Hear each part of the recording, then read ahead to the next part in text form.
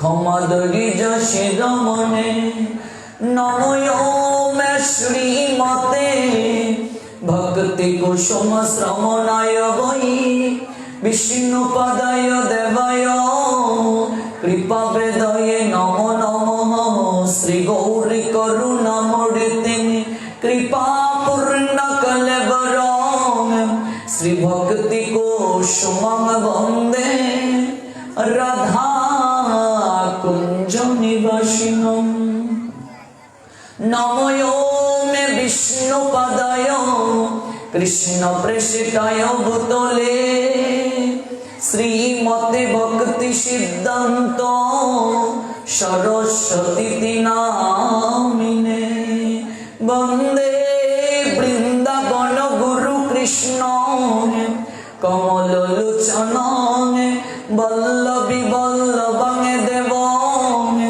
শ্রী রাধা লিঙ্গিত বিগ্রহ বন্দে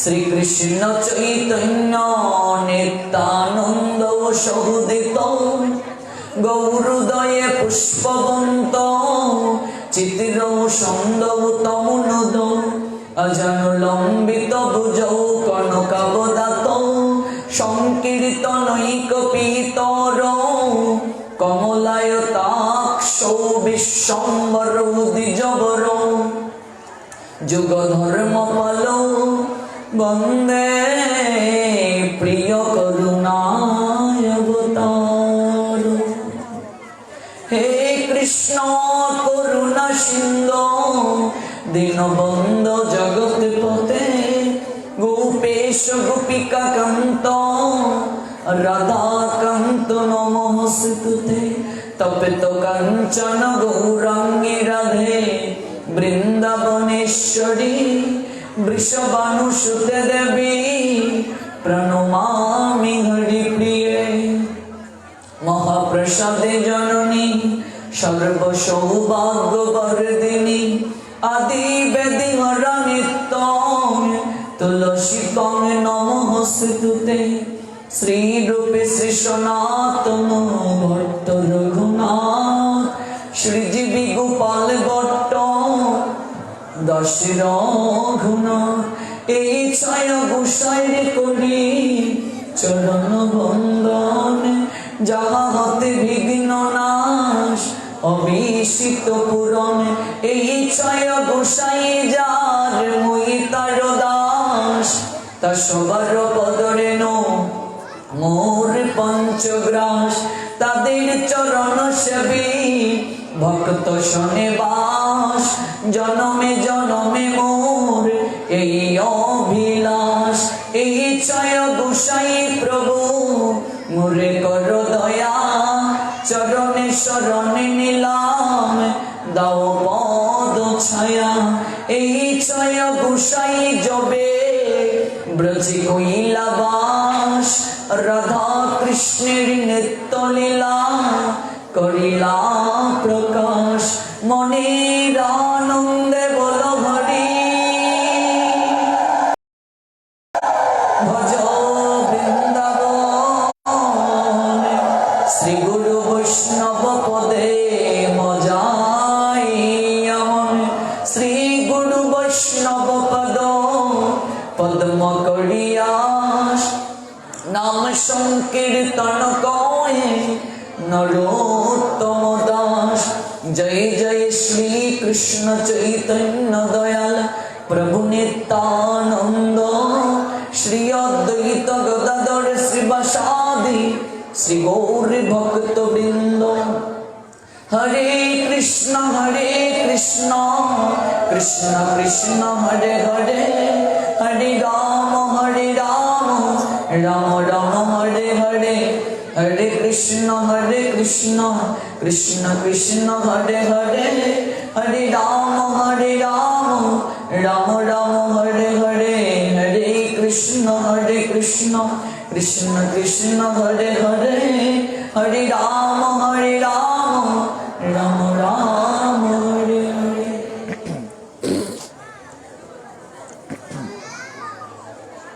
সমবেত অমৃত পিপাসু ভক্তমণ্ডলী, মহাসংযমের মাস এই দামোদর মাস উপলক্ষে অপ্রাকৃত কথা শ্রবণের আজকের এই পুণ্যতিথিতে আমরা সবাই উপবেশিত হয়েছি এই নোয়াখালী জেলা শহরস্থ মাইজদি শ্রী শ্রী রাম ঠাকুরের জন্মোৎসব মন্দির প্রাঙ্গণে। আজকের এই অপ্রাকৃত কথামৃতে অবগাহিত হওয়ার মনোরথে যারা বহু দূর দূরান্ত থেকে উপবেশিত হয়েছেন, আপনাদের প্রত্যেকের রাতুল রাঙ্গচরণে আমি অবাজন বৈষ্ণব জ্ঞানে ভক্তিপূর্ণ প্রণাম নিবেদন করছি। ডান দিকের মনিটরটা একটু প্রবলেম করছে, সাউন্ড বারবার আসছে যাচ্ছে, ডান দিকের মনিটরটাও ঠিক করে দিন। অসংখ্য ভক্তবৃন্দের সমাগম, কাজে একটু নীরব থাকতে হবে, কারণ মনিটর গুলো ঢেকে দেওয়া হয়ে গেছে। মনিটরের পাশে ভক্তরা বসার কারণে সাউন্ড আসছে না, এবং ডান দিকে মনিটরটাতে একেবারে সাউন্ড আসছে আবার কমে যাচ্ছে। একটু দেখুন যে দায়িত্বে আছেন। আমরা গতকাল যে জায়গায় কথার বিশ্রাম টেনেছিলাম, আজ সেই জায়গা থেকে পুনরায় শ্রবণ করব। পূর্ণিমা শুরু হয়ে গেছে, আপনারা সবাই অবগত আছেন। আমাদের গোস্বামীগণের সিদ্ধান্তে আগামীকাল হচ্ছে রাস। আজ থেকেই পূর্ণিমা শুরু, কিন্তু রাস মহোৎসবটা হবে আগামীকাল। আপনারা এই বিষয়েও জানেন। তাছাড়া আগামীকাল চন্দ্রগ্রহণ। আগামীকাল চন্দ্রগ্রহণ বাংলাদেশের দৃশ্য, হ্যাঁ দৃশ্য 12টা 47 থেকে মূলত আংশিক 1টা 17 মিনিট থেকে বিকেল 4টা 47 মিনিট পর্যন্ত বাংলাদেশের দৃশ্য। লোকনাথ পঞ্জিকাতেও আছে, ভালো করে দেখে নিবেন। নবযুগ পঞ্জিকাতে একটু মিস্টেক আসছে, লোকনাথ ডাইরেক্টরি পঞ্জিকাতে স্পষ্ট আছে বাংলাদেশের দৃশ্য। তাছাড়া বৈষ্ণবীয় পঞ্জিকা সহ সব পঞ্জিকাতেই আছে বাংলাদেশের দৃশ্য। আংশিক পেয়েছে, এবং 100 বছরে যে গ্রহণ কখনো দেখা যায়নি চন্দ্রের উপর, চন্দ্র সূর্য এতটা নিকটে আসবে, এটা আগামীকাল হবে 1টা 17 মিনিট থেকে দুপুর 1টা 17 থেকে বিকেল 4টা 47 মিনিট পর্যন্ত এই গ্রহণ। আর গ্রহণ সবাইকে মানা উচিত, এটা আমাদের গোস্বামীগণের সিদ্ধান্তে আছে। আপনাদের অপ্রাকৃত কৃপা লাভের জন্য কমিটি বৃন্দ রাস পূর্ণিমা উপলক্ষে তুলসী কাষ্ঠ সম্বলিত আজকে মোমবাতি প্রজ্বলন করবেন।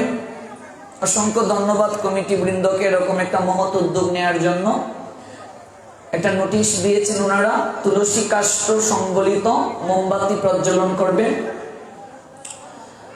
আজ থেকেই পূর্ণিমা যেহেতু শুরু, এবং আগামীকাল সেই অপ্রাকৃত উৎসবটি হবে। আমরা রাশির কথা আজ এবং আগামীকাল দুদিনেই শ্রবণ করব, এবং তৎপর আমরা যে গীত গোবিন্দের অপ্রাকৃত লীলা কথা যে জায়গায় আমরা বিশ্রাম টেনেছিলাম, সেই জায়গা থেকে আমরা রাসের পর দিন অর্থাৎ শনিবার থেকে আমরা এই কথাগুলো শ্রবণ করব। তো এই যে রাসের পূর্বে যে লীলাটি হয়েছিল আমরা গতকাল শুনছিলাম, সেটি কি? বস্ত্রহরণ লীলা। বস্ত্রহরণ লীলাটা মূলত কি? বস্ত্রহরণ লীলা মূলত হচ্ছে, বস্ত্র শব্দের তাত্ত্বিক অর্থ বুঝিয়েছেন আমাদের শাস্ত্র, তথা শ্রীমদ্ ভগবত গীতায় বোঝানো হয়েছে বস্ত্র মানে হচ্ছে দেহ। বাসাংশি জীর্ণানি যথা বিহায় নবানি গৃহ্ণাতি নর পুরাণী তথা শরীরানি বিহায় জীর্ণানি অন্যানি সংজাতি নবানি দেহি। বস্ত্র মানে হচ্ছে দেহ। রাশির পূর্বে ভগবান শ্রী গোবিন্দ বস্ত্র হরণ করলেন, অর্থাৎ কামনার বসনকে, কামনাপূর্ণ দেহটাকে হরণ করে, কামনার বসন হরণ করে সাত্ত্বিকতার বসন পরিয়ে দিলেন। কারণ দেহে বিন্দু মাত্র কাম থাকলে রাসে প্রবেশের অধিকার নাই। আর ওই কামকে পূর্ণরূপে জয় করেই পরম বৈষ্ণব ভোলানাথ দেবাদিদেব মহাদেব রাসে অংশগ্রহণ করেছিলেন। আমরা বৈষ্ণবের কৃপা নিয়ে আমরা আগামীকাল সেই অপ্রাকৃত কথা শ্রবণ করব। আজকে যে লীলাটি আমরা শ্রবণ করব, দেবাদিদেব মহাদেব যিনি গোপেশ্বর মহাদেব, গোপীদের ঈশ্বর রূপে বৃন্দাবনে পূজিত হচ্ছেন, সেই মহাদেব তিনি রাসে অংশগ্রহণ করেছিলেন। আমরা শুনবো সেই কথা। রাস কোত্থেকে আসলো এটা একটু আমাদের জানা প্রয়োজন। এইদিকে একটু কথা হচ্ছে, মায়েদের নিকটে অনুরোধ, সাধু সঙ্গে জীব তরে, আবার সাধু সঙ্গে জীব মরে। একটা কথা কিন্তু মনে রাখতে হবে, সাধু সঙ্গে জীব তরে। সাধু সঙ্গে আসি আমরা কেন? জগৎ থেকে উদ্ধার হওয়ার জন্য, তাড়িত হওয়ার জন্য। আবার আমাদের আচার্যগণ বলছেন সাধুর সঙ্গে এসে জীব মরে। সাধুর সঙ্গে এসে আবার জীবের দুর্গতি হয় যদি সাধু চরণে অপরাধ করা হয়, বৈষ্ণব চরণে অপরাধ করা হয়। এই জন্য আমরা যারা ভগবানের কথা শ্রবণ করতে এসেছি, যেন কায় মনোবাক্যে শ্রবণ করি। আমি যদি কথা বলি, আমার কথা বলার কারণে যদি কারো কথার শ্রবণে ব্যাঘাত হয়, সেই সমস্ত পাপ এবং অপরাধ আমাকে বহন করতে হবে। যে কথা বলবেন তাকে বহন করতে হবে। মনে রাখবে, পাপ স্খলন হয়। মানুষ 3 প্রক্রিয়ায় পাপ করে, কায়িক, বাচিক, মানসিক। পাপ স্খলন হয়, কিন্তু অপরাধ কখনো স্খলন হয় না। এই জন্য সেবা অনেক গুরুত্বপূর্ণ, কিন্তু সেবা করতে গিয়ে যেমন কৃপা খুব সহজে পাওয়া যায়, আবার সেবা করতে গিয়ে খুব সহজেই অপরাধ হয়। নরোত্তম দাস ঠাকুর এই জন্য বলছেন, বন্দমুয় সাবধান মতে। নরোত্তম দাস ঠাকুর তার গুরু বন্দনায় বলছেন, বন্দমুয় সাবধান মতে, সাবধান বাণী দিয়ে দিলেন। গুরুদেবের সেবা, সাধু সেবা, বৈষ্ণব সেবা সাবধানের সঙ্গে করবে। বন্ধমুয় সাবধান মতে নরোত্তম দাস ঠাকুর স্পষ্ট বলে দিয়েছেন। কারণ কি? কারণ 2 প্রক্রিয়ার মানুষের পতন খুব সহজে হয়ে যায়। যারা হরিকথা প্রচার করে আমাদের মতো যারা, তাদের পতন খুব সহজে হয়, তাদের অপরাধ শাস্তি বেশি হয়। কারণ কি? হরিকথা প্রচার করতে গিয়ে প্রতিষ্ঠা এসে যায় মনের মাঝে। আমাকে অনেক মানুষ সম্মান করছে, শ্রদ্ধা করছে, ভক্তি করছে, আমার অর্থ লাভ হচ্ছে, এই যে বাসনা চলে যায়, পতন হয়ে যায় খুব সহজে। আরেক প্রক্রিয়ার মানুষের খুব সহজে প্রচার হয়, মানে পতন হয়। সেটা হচ্ছে যারা বিগ্রহ সেবা করে আর গুরু বৈষ্ণবের যারা সেবা করে, তাদের পতন খুব সহজে হয়। কারণ কি? কারণ ওই বিগ্রহ সেবা করতে করতে একসময় বিগ্রহকে সাধারণ বস্তু মনে হয়, চিন্ময় বস্তু আর মনে হয় না। যে এখন গুরুদেব আছেন মন্দিরে, অনেক সুন্দর করে সাজালাম, অনেক সুন্দর করে আরতি করলাম, গুরুদেব নেই বা কেউ নেই, কোনো ক্রমে একটু সেবা দিয়ে চলে যাই। এবং গুরু বৈষ্ণব সেবা করতে করতে বৈষ্ণব এবং গুরুদেব তারা ভগবানের প্রতিনিধি। ওদের বাহ্যিক রূপটা আমাদের মতোই মনে হতে পারে, কিন্তু তাদের অন্তরে আরেকটা কৃপাগণ রূপ রয়েছে। কাজে তাদের সেবা করতে করতে আমরা ওদেরকে আমাদের মতোই মনে করি, আমাদের মতোই সাধারণ মানুষ মনে করি, যার কারণে আমরা তাদের চরণে খুব অপরাধ করে ফেলি। এই জন্য 2 প্রকারের মানুষের সবচেয়ে বেশি কৃপা হয়, খুব সহজে তারা ভগবত চরণ লাভ করতে পারে। যারা হরিকথা প্রচার করে, ভগবান বলছেন ওই জগতে তাদের মতো আপনার আমার কেউ নাই যারা আমার কথা প্রচার করে। খুব সহজে তারা ভগবত চরণ প্রাপ্ত হতে পারে, আবার খুব সহজে তাদের পতন হতে পারে যারা হরিকথা প্রচার করে। যদি তাদের মাঝে আত্মপ্রতিষ্ঠা চলে আসে, মোহ চলে আসে, তাদের মাঝে যদি ওই যে মায়ায় মোহিত হওয়া এগুলো চলে আসে। এবং বিগ্রহ সেবা যারা করে, সাধু বৈষ্ণবের যারা সেবা করে, খুব সহজে তারা অপ্রাকৃত কৃপা লাভ করতে পারে। তার কারণ কি? কারণ ভগবান বলছেন, আমি যার তার হাতে খাই না, আমি যার তার হাতে খাই। তাহলে যারা বিগ্রহ সেবার অধিকার পেয়েছেন তারা ভগবানের অনেক কাছের জন।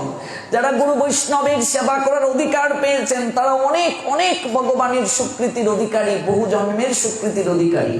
তারা যদি এই সুযোগটিকে ঠিক মতো কাজে না লাগান, তাদের কৃপা যেমন খুব সহজে হবে, পতনও খুব সহজে হয়ে যাবে। এই জন্য শাস্ত্র বলছেন সাধু সঙ্গে জীব তরে, আবার সাধু সঙ্গে জীব মরে। এই সাধু সঙ্গের মাধ্যমে জীব এই ভব জঞ্জাল থেকে উদ্ধার হতে পারে, আবার সাধুর সঙ্গে জীব একেবারে অধপতিত হতে পারে। আপনি যেদিন থেকে আপনি ভক্তি যাজন করবেন সেই দিন থেকে তিনটা জিনিসের আপনার অভাব হবে না, মনে রাখবেন, ভালো করে কথাটা বুঝে যান। আমাদের প্রভুপাদ ভক্তি সিদ্ধান্ত সরস্বতী ঠাকুর বলছেন, আপনি যেদিন থেকে প্রসাদ পাবেন, ভগবানের সেবা করবেন, সেই দিন থেকে তিনটা জিনিসের আপনার অভাব হবে না। এক হচ্ছে কামিনী, দুই হচ্ছে কাঞ্চন, তিন হচ্ছে প্রতিষ্ঠা। অর্থাৎ আপনি যেদিন থেকে ভক্ত হয়ে যাবেন ভগবানের, আপনার কোনো ধরনের অর্থের অভাব হবে না, কোনো টাকা পয়সার অভাব হবে না, ভগবান আপনাকে ব্যবস্থা করে দেবেন, কিচ্ছু অভাব হবে না। কামিনী অর্থাৎ নারীর অভাব হবে না, মেয়েরা রমণীরা প্রচুর পরিমাণে ভালোবাসবে, অফার করবে। কামনা, কামনা মানে শুধু নারী সঙ্গ নয়, কামনা মানে কোনো কিছু প্রাপ্তির হৃদয় আকাঙ্ক্ষা, এটাই কামনা। আমার একটা মোবাইল প্রাপ্তির বাসনা হলো, এটাও কামনা, এটার অভাব হবে না। আর প্রতিষ্ঠা মানে সম্মান, সম্মানের অভাব হবে না। যারা এই তিনটাকে পিছনে ফেলে সামনের দিকে অগ্রসর হতে পারে তারাই ভগবত চরণ প্রাপ্ত হবে, বাকিরা সবাই পতন হয়ে যাবে। এটা মনে রাখতে হবে, এই তিনটা জিনিসের অভাব হবে না। ঠিকভাবে যদি কেউ ভগবত ভজন করে, প্রকৃত সাধুর অর্থের অভাব হয় না, কিচ্ছুর অভাব হয় না। প্রকৃত সাধুর চরণে আপনা থেকে ধন আসে, আপনা থেকে সমস্ত কিছু আসে। প্রকৃত সাধু সহজে কারো সেবাও গ্রহণ করে না, সহজে কারো প্রণামও গ্রহণ করে না। মনে রাখবেন এই বিষয়গুলো অত্যন্ত মূল্যবান। ভক্ত সর্বদা চাইবে ভগবানকে বড় করতে, ভক্ত সর্বদা চাইবে ভগবানকে প্রতিষ্ঠিত করতে, আর ভগবান চাইবেন আমার ভক্ত যেন প্রতিষ্ঠিত হয়। এখানেই ভগবানের ভগবত্তা। যার কারণে একবার চিন্তা করে দেখুন, গোপীনাথ যিনি মাধবেন্দ্র পুরীর জন্য ক্ষীর চুরি করলেন, নিজের হাতে ক্ষীর চুরি করলেন, সেই মাধবেন্দ্র পুরী ভাবলেন আগামীকাল জগতের বুকে প্রচার হবে, আমার জন্য ভগবান ক্ষীর চুরি করেছেন, আমার জন্য ভগবান ক্ষীর চুরি করেছেন, আগামীকাল প্রচার হবে, আগামীকাল কাজে আমার কাছে মানুষ আসবে, আমার চরণে লুটিয়ে পড়বে, আমার প্রতিষ্ঠা হবে। তাই সেই মাধবেন্দ্র পুরীপাদ প্রতিষ্ঠার বয়ে রেমুনা থেকে পালিয়ে তিনি জগন্নাথ পুরীতে চলে গেলেন। তাহলে কি মাধবেন্দ্র পুরীকে কি জগতে চিনে নাই? বরং আরো বেশি করে চিনেছে। কারণ কি? শুদ্ধ ভক্ত প্রতিষ্ঠা পাওয়ার জন্য, শুদ্ধ ভক্ত এগুলো প্রাপ্তির জন্য কখনো চেষ্টা করবে না, ভগবান তাকে আপনা থেকেই প্রতিষ্ঠিত করবে।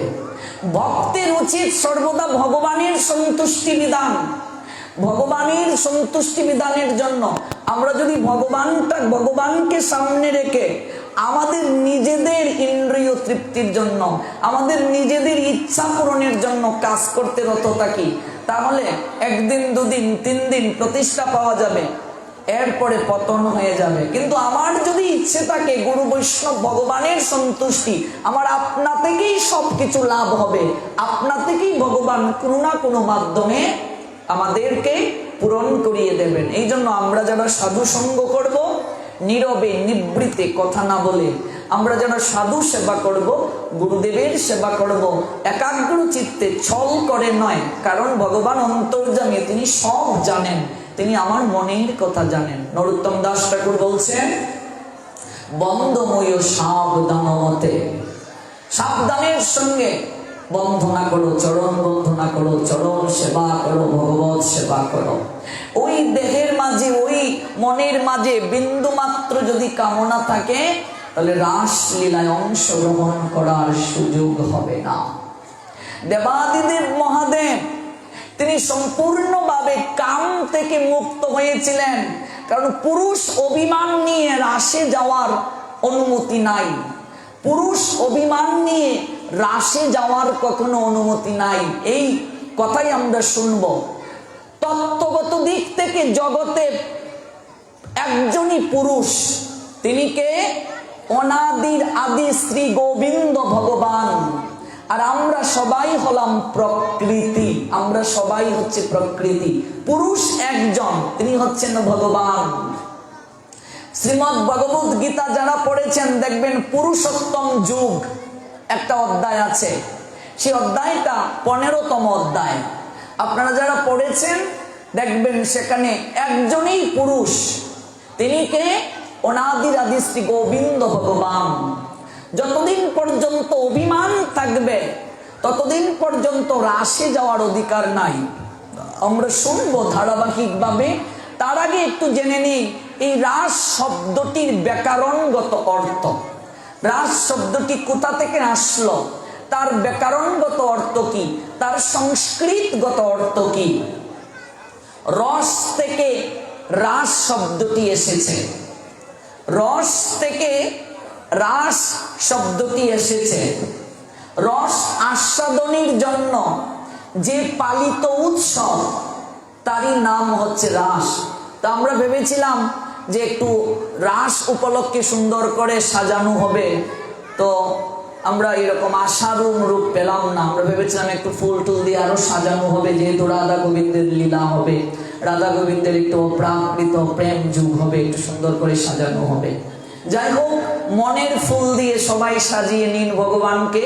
আমাদের অর্থের বড় অভাব, মন যদি বড় হয় তাহলে অভাব নাও থাকতে পারে। মন পুষ্প দ্বারা সাজিয়ে নিন, কারণ আমাদের অর্থের হয়তো অভাব। রস থেকে রাস শব্দটি উৎপত্তি হয়েছে। রস আস্বাদনের জন্য যে পালিত উৎসব তারই নাম হচ্ছে রাস। বৃন্দাবনে রাধা কৃষ্ণের যে আধ্যাত্মিক রস আস্বাদন, এই আধ্যাত্মিক রস আস্বাদনটাই হচ্ছে রাসলীলা। এবার আমরা জানলাম রাস কোত্থেকে আসলো। রস শব্দ থেকে রাস শব্দটি এসেছে। আর রাধা গোবিন্দের যে আধ্যাত্মিক রস আস্বাদন, এখানে আধ্যাত্মিক শব্দটা এসেছে, এটার একটা বিস্তৃত ব্যাখ্যা আছে। আধ্যাত্মিক যে রস আস্বাদন সেটা হচ্ছে রাসলীলা। তাহলে রস শব্দের অর্থ কি? রস শব্দের অর্থ হচ্ছে সার। রস মানে কি? সার। সার মানে কি? সার মানে হচ্ছে অমৃত। সার মানে অমৃত। যেমন আমরা বলি কৃষ্ণ রস আস্বাদন, তো মানে কৃষ্ণ অমৃত আস্বাদন। আচ্ছা, আমরা প্রসাদ খেতে অনেক সময় বলি আজকের প্রসাদ অমৃত হয়েছে। অমৃত কেউ খেয়েছো গো? অমৃত কেউ খেয়েছেন? তাহলে আমিও খাই নাই, অমৃত খাই নাই। তা আমরা তো ঠিকই বলি অমৃতের মতো হয়েছে প্রসাদ। তাহলে এটা কিভাবে বলি? কখনো কি ভেবেছেন অমৃত তো কেউ খাও নাই, কিন্তু আমরা বলছি না অমৃতের মতো হয়েছে, আজকের প্রসাদ অমৃত হয়েছে, কিন্তু অমৃত কেউ খায় নাই, কিন্তু আমরা বলছি। রস মানে হচ্ছে অমৃত। রস শব্দের অনেক অর্থ রয়েছে। রস মানে হচ্ছে নির্যাস, রস মানে হচ্ছে আনন্দ, রস মানে হচ্ছে আল্লাহ, রস মানে হচ্ছে ব্রহ্ম। ব্রহ্মের আরেকটা নাম হচ্ছে রস। আরেকটু যদি গভীরে যাই, ভগবানের আরেকটি নাম হচ্ছে রস। ভগবানের অনন্ত নাম, কৃষ্ণের অনন্ত নাম, অনন্ত মহিমা। কৃষ্ণের অনন্ত নাম, সেই অনন্ত নামের মাঝে একটা নাম হচ্ছে রস। যারা বৃন্দাবনে যাবেন দেখবেন ফুলে ফুলে সমস্ত মন্দির সাজানো হবে। আগামীকাল রাস হবে, কারণ রাস হয়েছিল তো ফুলে ফুলে। এবার ফুলের ছড়াছড়ি থাকবে, ফুলের পাপড়ি দিয়ে সারা মন্দির সাজানো ছিল। বৃন্দাবনের দেখবেন শুধু ফুল দিয়ে, ফুলের বিছানা, ফুলের কেওয়াড়ি, যে আমরা গানে বলি, ফুলের চাদর, ফুলের বালি, সব ফুলের, ফুলের রত্ন সিংহাসন, ফুলের চাদুয়া মশারি, আমরা সব বলি। ঠিক আছে? আচ্ছা, একটা প্রশ্ন আপনাদের কাছে। আমরা যে ভোগ আরতিতে যখন আমরা বলি এত এত আইটেমের কথা, সব আইটেম কি আমরা রান্না করি? তাহলে কি আমরা মিথ্যে বলছি? একটু ভেবে দেখুন। মহাপ্রভুর ভোগারতির সময় আপনি বললেন যে মুদগ ব্রাহ্মা সবরা রুটিকা ঘৃতান্ন, অভাব নাই, যত কিছু আছেন একেবারে চিনি সন্দেশ একেবারে যা থেকে লুচি পুরি সব বললাম, কিন্তু আমরা কি সব কি বানিয়েছি? তাহলে গানে যে গাইতেছি এটা কি কখনো হৃদয়ে উত্থাপন হয়েছে? আমরা আইটেম করেছি 4টা, কিন্তু এখানে তো 20-30 আইটেমের কথা গানে গাইতেছি, বাকিগুলো না দিয়েই বলতেছি মহাপ্রভুকে দিলাম না, কিন্তু বলতেছি যে এই সেই সব কিছু আনন্দে ভোজন করো মহাপ্রভু, তুমি আনন্দে ভোজন করো, সব তোমায় দিলাম, লুচি চিনি সড় পুলি যা আছে সব তোমায় দিলাম, তুমি আনন্দে ভোজন করো, আনন্দে ভোজন করে সচির কুমার সব সচির কুমার খাইতেছে, কিন্তু দিলাম না। তার মানে কি? তার মানে হচ্ছে যে আইটেমগুলো দেওয়া হয় নাই, সামর্থ্য নাই প্রভু, মানুষের সেগুলোকে নিবেদন করতে হবে, মনে মনে নিবেদন করতে হবে। আমার সামর্থ্য নাই এইগুলো নিবেদন করব মনে মনে, এজন্য আমাদের সামর্থ্য নাই, মনে মনে আমরা ফুল ফুল ফুল দিয়ে সাজিয়েছি, এটা মনে মনে ভাবতে হবে। আমি যে ভোগ আরতিতে গাইলাম লুচি চিনি সরপুরি, এরপরে হচ্ছে অনেক কিছু অনেক আইটেমের কথা আমরা গানে গাইলাম, কিন্তু আইটেম করেছি 5টা। ভোগ আরতিতে সব গাইলাম অনেক আইটেম, আমি তো দেই নাই, তাহলে আমি গান গাইতেছি, মহাপ্রভু আনন্দে এগুলো ভোজন করতেছেন, বাকিগুলো মানুষে নিবেদন করতে হবে। এই জন্য রস শব্দের অনেক অর্থ রয়েছে। রস অর্থ সার মানে নির্যাস, রস মানে আনন্দ, রস মানে হচ্ছে অমৃত, রস মানে হচ্ছে আল্লাহ, রস মানে ব্রহ্ম, অর্থাৎ ভগবানের স্বরূপটাই রস। ভগবানের আরেকটা নাম হচ্ছে রস। শুধু রস নয়, তিনি রস বলেই সবাইকে মোহিত করেন। রস ভগবানের আছে বলেই ভগবান সবাইকে মোহিত করেন। ভগবানের মাঝে যদি রস না থাকতো, ভগবানের কথার মাঝে যদি রস না থাকতো, তাহলে আপনারা হাজার হাজার ভক্ত এত কষ্ট করে প্রত্যেকদিন আসছেন কেন? এই জন্য ভগবানের আরেকটা নাম হচ্ছে রসময়। রসময় ভগবানের একটা নাম, কারণ তার মাঝে এতটা রস রয়েছে, তিনি রস দ্বারা সবাইকে ময় করেন, মানে হচ্ছে মোহিত করেন। এই জন্য ভগবান হচ্ছেন রসময়। তা আমাদের মূলত কিচ্ছুর অভাব নেই গো মা, অভাব কেবল আমাদের মনের। মন আমাদের বড় ছোট, ভগবানের জন্য অর্থ ব্যয় করতে আমাদের সবচেয়ে মনের মাঝে বাঁধে, কৃপণতা করে, এগুলো ভক্তির বড় অভাব। ভক্তি থাকলেই ভগবানকে সাজাতে ইচ্ছে হবে, ভক্তি চাইলে ইচ্ছে হবে, ভগবানের বিশেষ স্থিতি, ভগবানকে আমি সাজাবো মনের মতো করে। আর ভক্তি যেখানে নাই তখনই এইগুলোর অভাব পরিলক্ষিত হবে। শ্রদ্ধা যেখানে নাই, ভক্তি যেখানে নাই, সেই জায়গাতেই অভাব পরিলক্ষিত হবে। তো রস অর্থ সার, নির্যাস। আমার ব্যাকরণ বলছেন রস মানে হচ্ছে, রস শব্দের আরেকটা ব্যাকরণগত অর্থ হচ্ছে অনুভূতি। রস মানে কি? অনুভূতি। আর লীলা, লীলা শব্দটির অর্থ শাস্ত্র বলছেন লীলা মানে হচ্ছে দৈবিক কার্য। যেমন গান গায় কৃষ্ণ করলে লীলা আর আমরা করলে বিলা, আছে না এরকম গান? তো লীলা শব্দের অর্থ তো বুঝতে হবে, যারা এই গান বানিয়েছে, কৃষ্ণ করলে লীলা আমরা করলে বিলা, ওই যে দেব গান গাইতেছে, পাগলুতে গান গাইতেছে কৃষ্ণ করলে লীলা আমরা করলে বিলা। তো লীলা শব্দের অর্থ বুঝো? লীলা শব্দের অর্থ হচ্ছে সংস্কৃত লীলা, সংস্কৃত শব্দ লীলা। লীলা শব্দের অর্থ হচ্ছে দৈবিক কার্য। লীলা শব্দের অর্থ কি?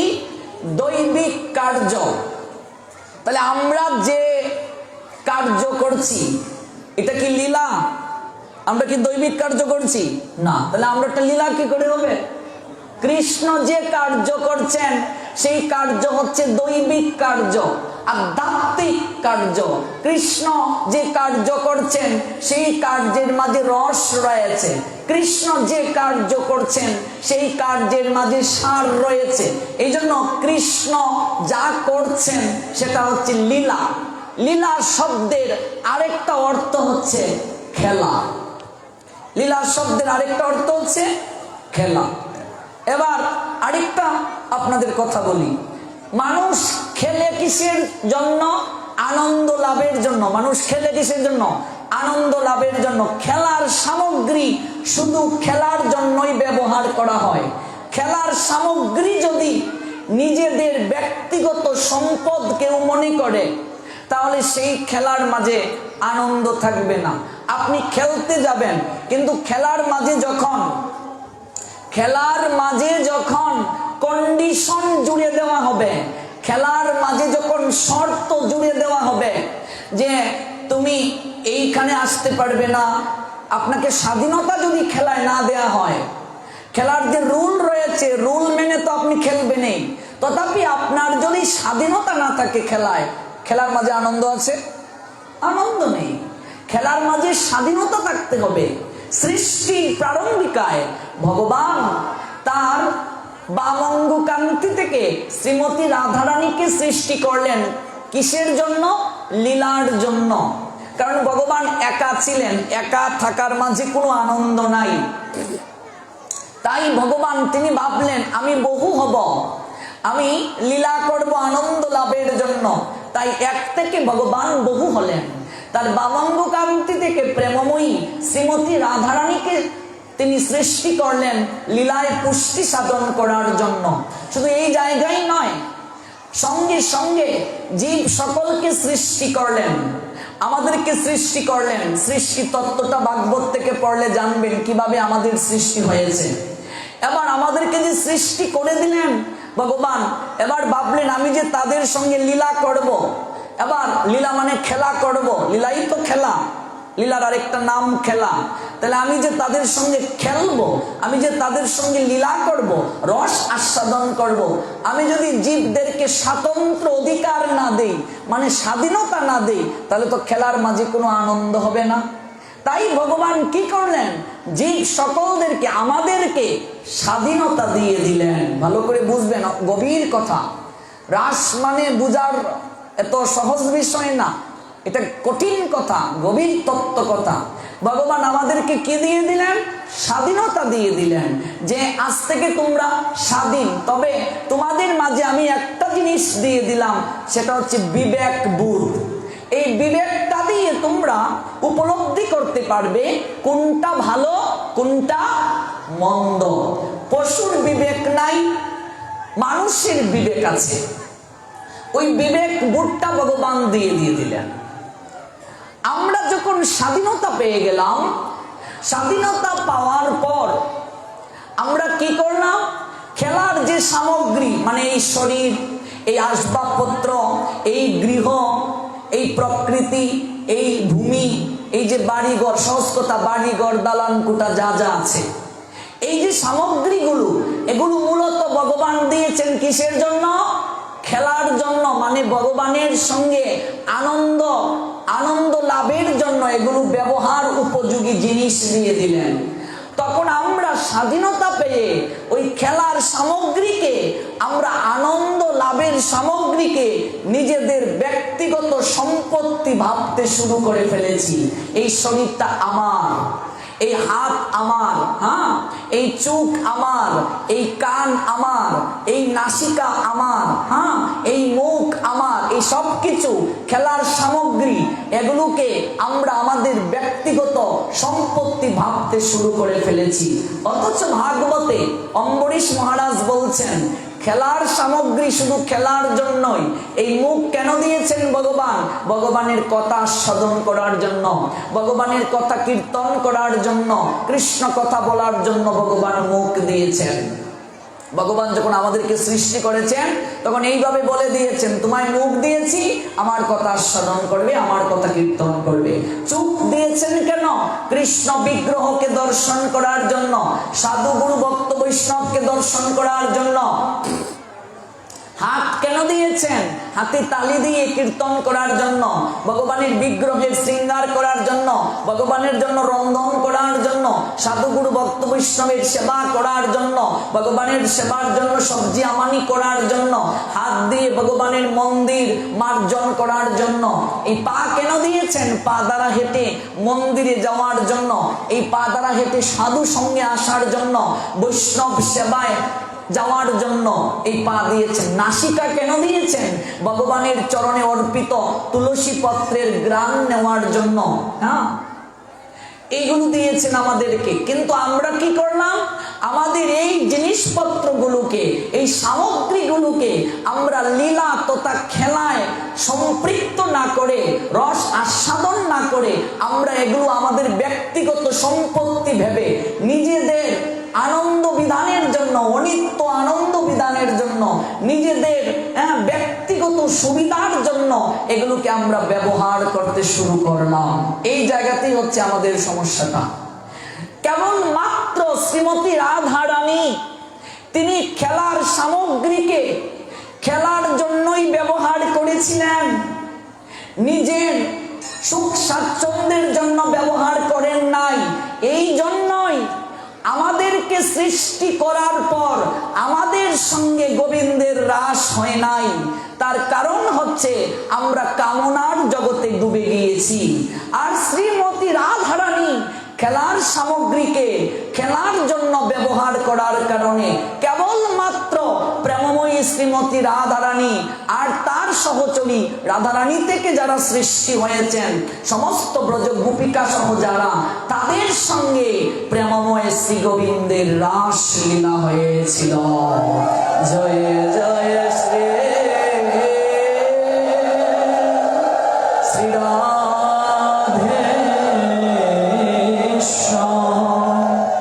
রাধারানীর সঙ্গেই কেবল আর ব্রজগোপিকাদের সঙ্গেই কেবল রাস হয়েছিল, আর আমাদের সঙ্গে হয় নাই। কারণ আমরা খেলার সামগ্রীকে নিজেদের ব্যক্তিগত সম্পত্তি ভাবতে শুরু করেছি এবং আমরা কামনার জগতে ডুবে গেছি। কারণ ভাগবত স্পষ্ট করে বলে দিয়েছেন, দেখে বিন্দু মাত্র কাম থাকলে রাসলীলায় অধিকার করার, অধিকারী হওয়ার, অংশগ্রহণ করার সুযোগ কখনো থাকবে না, সুযোগ করার অধিকার নাই। এই জন্যই ভগবান পরীক্ষা করে নিলেন রাসের পূর্বে বস্ত্রহরণ লীলায়, যে গোপীদের স্পষ্টভাবে গোবিন্দের প্রতি আত্মসমর্পণ আছে কিনা। আমরা গতকাল আস্বাদন করেছিলাম, বস্ত্র হরণ করার পিছনে দুইটা কারণ। এক হচ্ছে নগ্ন হয়ে স্নান করলে বরুণ দেবতা বিরাগভাজন হন, তাই শাস্তি দিয়েছিলেন কৃষ্ণ ব্রজগোপীদের কাপড়কে হরণ করে, যে তোমরা নগ্ন হয়ে জল ক্রীড়া করছো, এটা শুভনীয় নয়। এবং বরুণ দেবতা বিরাগভাজন হয়েছেন। যে সকল ব্রজগোপিকারা নগ্ন হয়ে কাপড় যমুনার তীরে কদম্ব বৃক্ষের ডালে রেখে তারা স্নান করতে নেমেছিলেন, প্রত্যেক গোপিকাদের বয়স ছিল 7 বছরের নিচে, ছোট বাচ্চা। এরপরও কৃষ্ণ দেখিয়ে দিলেন ছোট বাচ্চা হলেও নগ্ন হয়ে কেউ স্নান করবে না, এটা অশুভনীয়। বস্ত্র হরণ করলেন। দ্বিতীয় কারণ, বস্ত্র মানে হচ্ছে দেহ, দেহ হরণ করে নিলেন। দেহে দেহে কাম হয়, আর প্রেম হয় কিসে? আত্মায় আত্মায় প্রেম হয়। তাই দেহটা যদি হরণ করে নিয়ে নেওয়া হয়, থাকে কি? আত্মা থাকে। দেহ যদি হরণ করে নিয়ে নেওয়া হয় আমার কাছ থেকে, আপনার কাছ থেকে, দেহ নাই, থাকলো কি? আত্মা। আত্মায় আত্মায় কাম হয়? হয় না, প্রেম হয়। আর দেহে দেহে কাম হয়। এই জন্য বস্ত্র হরণ মানে দেহটা হরণ। দেহটা হরণ করে নিলেন, কামনার দেহ হরণ হলো, নিষ্কামতার বসন করানো হলো। আত্মীয় সবাই ভাই, আত্মার সম্বন্ধে আত্মীয়তা নাহি হয় মায়াময় গন্ধে। এই হচ্ছে বস্ত্র হরণ। অথচ না জেনে কৃষ্ণের চরিত্রে আমরা কালিমা লেপন করি, তত্ত্ব জানি না তো। এবং আরেকটা কথা মনে রাখতে হবে, রাসের পূর্বে সম্পূর্ণ আত্মসমর্পণ ব্রজগোপিকাদের আছে কিনা সেটা কৃষ্ণ পরীক্ষা করলেন। কৃষ্ণের চরণে সর্বতভাবে আত্মসমর্পণ যদি কারো না থাকে, রাসে অংশগ্রহণের তার অধিকার নেই। এই জন্য ব্রজগোপিকারা যখন এমন করে বলছিলেন, হে কৃষ্ণ তুমি আমাদের বসন দাও, কৃষ্ণ কাপড় দেন নাই। কারণ কি? আত্মসমর্পণ না হলে হবে না। কৃষ্ণ জগৎপতি, একজন পতির নিকটে তার পত্নী বস্ত্রহীন হতে পারে তার কোনো লজ্জা নেই, শাস্ত্র অনুমোদন করেছেন। তাহলে কৃষ্ণ যদি জগৎপতি হয়, জগতের স্বামী হয়, তাহলে তার নিকটে সম্পূর্ণরূপে ব্রজগোপিকারা আস্বাদন করতেই পারে, অঙ্গীকার করতেই পারে, শাস্ত্র অনুমোদন করেছেন। এই জন্য ব্রজগোপিকারা যখন এমন করে বলল কৃষ্ণ বস্ত্র দাও, তখনও বস্ত্র দেন নাই। যখন ব্রজগোপিকারা এই দুটি হাত তুলে আত্মসমর্পণ করেছিলেন, হে কৃষ্ণ করুণা সিন্ধু দীনবন্ধু জগতে পতে গোপেশ গোপিকা কান্ত রাধা কান্ত নমস্তুতে। এই দুটি হাত এমন করে যখন তুললেন, কি হলো? আত্মসমর্পণ হলো। তখন বস্ত্র দিলেন।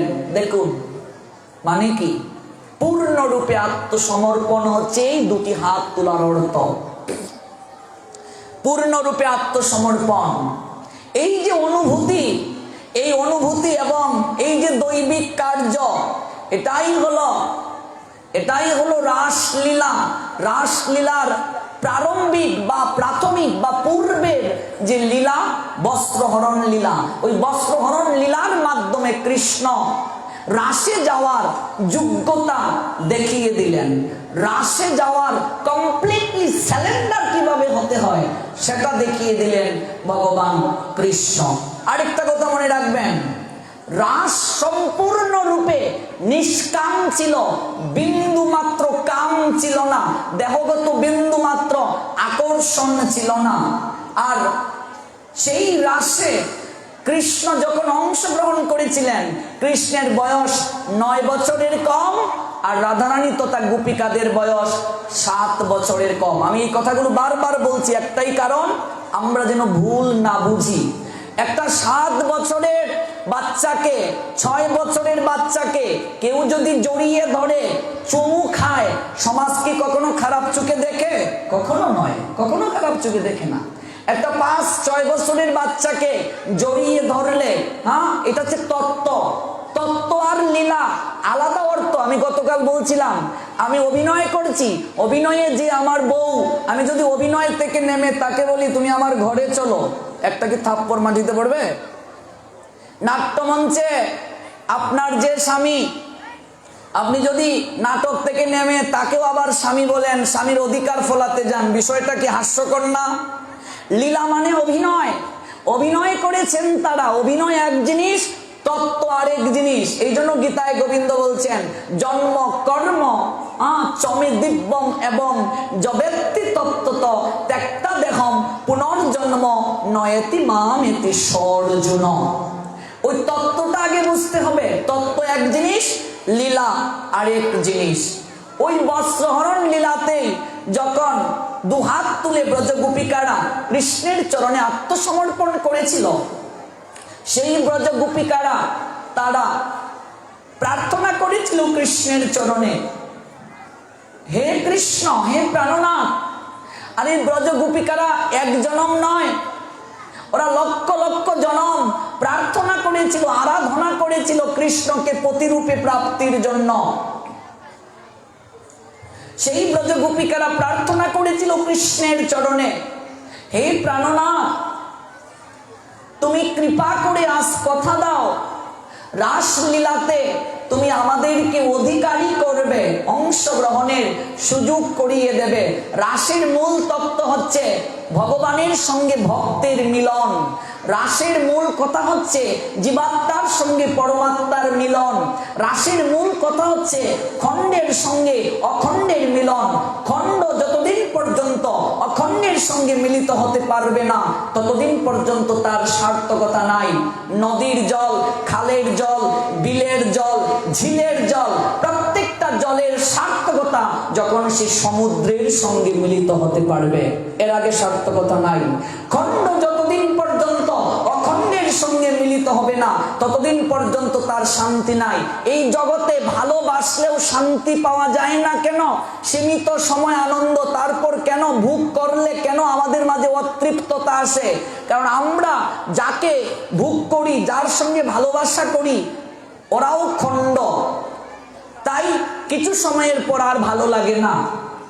বিবাহের পর যত আদর সোহাগ, বিবাহ বার্ষিকী কত আনন্দ সহকারে প্রথম 1-2 বছর পালন, 20-30 বছর চলে গেলে কোন দিন বিয়ে করেছিল ডেটই মনে থাকে না।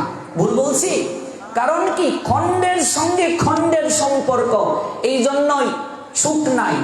আর ওই খণ্ড যখন অখণ্ডকে ভালোবাসবে, খণ্ডের কাজেই তো অখণ্ডের সঙ্গে মিলিত হওয়া। এই জায়গায় প্রকৃত সুখ, প্রকৃত আনন্দ, প্রকৃত শান্তি।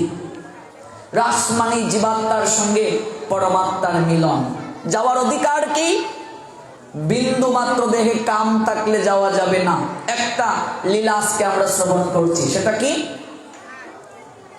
সেই ভোলানাথ তিনি কামে জয়ী হয়েছিলেন।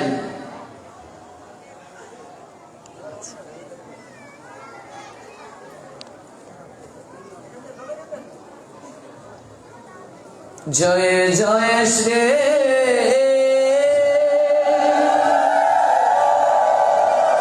শ্রী রাধে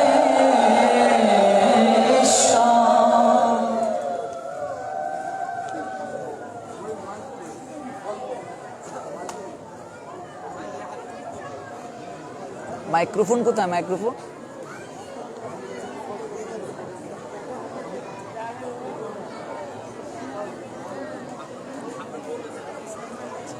সেক্রেটারি উনি?